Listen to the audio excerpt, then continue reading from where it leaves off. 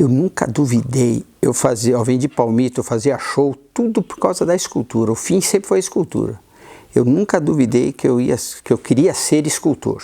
Nunca duvidei. Sou apaixonado pela escultura. Dói no peito quando você fica longe. Eu morei em São Paulo 30 anos. Morava no Brooklyn e comecei a fazer escultura lá no meu quarto. Desde pequeno eu queria ser fazedor de estátua, com 4 anos, mas eu nunca conseguia fazer. E aí depois um dia, com 16 anos, em São Carlos, numa fazenda, eu tive um sonho muito legal. Eu estava numa situação muito difícil e tive um sonho. E depois desse sonho, é engraçado, eu fui lá no meu sítio, que eu tinha um sítio aqui em Santana de Parnaíba, e debaixo do bambuzal eu consegui fazer um Santo Antônio. Feio pra caramba, mas ao mesmo tempo eu sabia que dali podia sair. Porque antes eu não conseguia fazer um ovo. Pra você ter uma ideia, uma vez eu fiz um quadro, a minha tia falou que vaca linda, você vai ser um grande artista, que vaca maravilhosa, era um cavalo. Então quanto ela mais elogiava a vaca, mais me cortava o peito. E então eu realmente não tinha, o meu talento ele era muito amarrado, né? O talento eu acho que eu tenho, agora a técnica a gente precisa aprender. E eu não tinha técnica nenhuma, porque na minha família não tinha ninguém, né? Mas eu sempre quis ser escultor. E aí, nós tínhamos um sítio aqui em Santana de Parnaíba, eu vinha sempre final de semana. Até com 16 anos eu comecei a ficar mais aqui. Aí foi uma época que meu pai estava internado, minha mãe também ficou doente, e eu fiquei meio solto na cidade.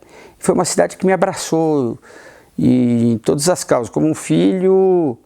Gosto muito de Parnaíba, parece uma família mesmo, porque realmente eram 3 famílias, né, que compunham a cidade e eram baratas, que você parecia que você era filho de várias pessoas.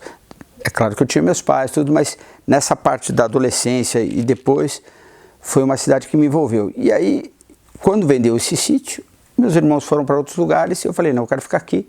Comprei esse terreno aqui, tem 3.000 metros, era um condomínio abandonado. Paguei barato, o preço de um Uno, vai.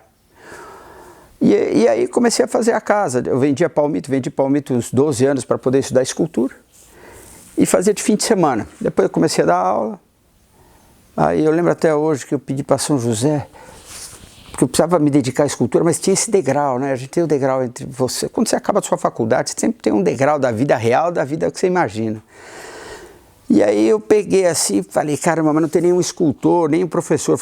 Aí eu senti... É isso mesmo, porque não tem, né? Eu tenho que correr atrás. E aí eu fui atrás, ofereci um Barueri 3 vezes, falaram não. Na quarta eu ofereci aula, material de graça e tal. E acabei ficando lá 5 anos.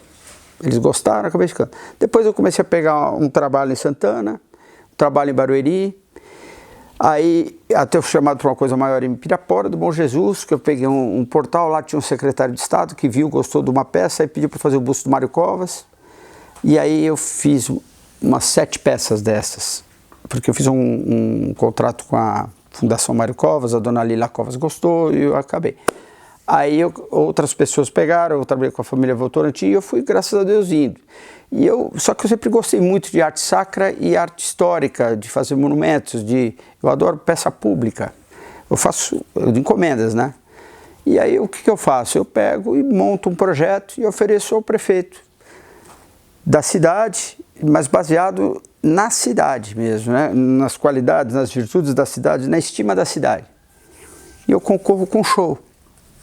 Eu aprendi com o Ceará, meu pedreiro, que uma vez eu cheguei, ele fez uma parede, falei, pô, R$300, Ceará, tá caro essa parede.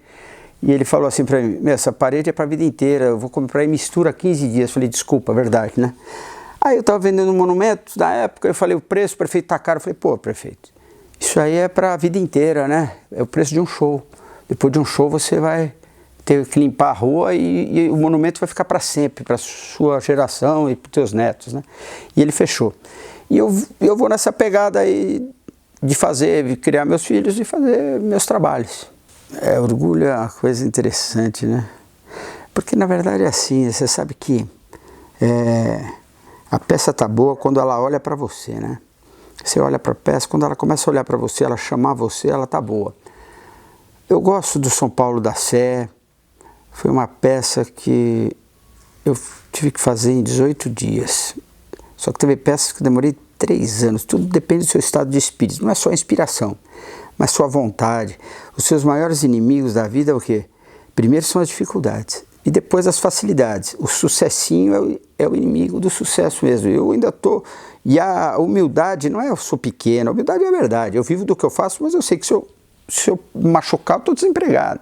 Então eu ainda estou na batalha da vida, na luta da vida, e eu considero que eu ainda estou fazendo o meu acervo, não estou um acervo pronto, eu estou vivendo a minha vida. Eu acho que daqui até eu morrer eu vou ficar fazendo e depois vamos ver o que a vida vai falar, né? Não tem muito mais do que isso, eu acho, né?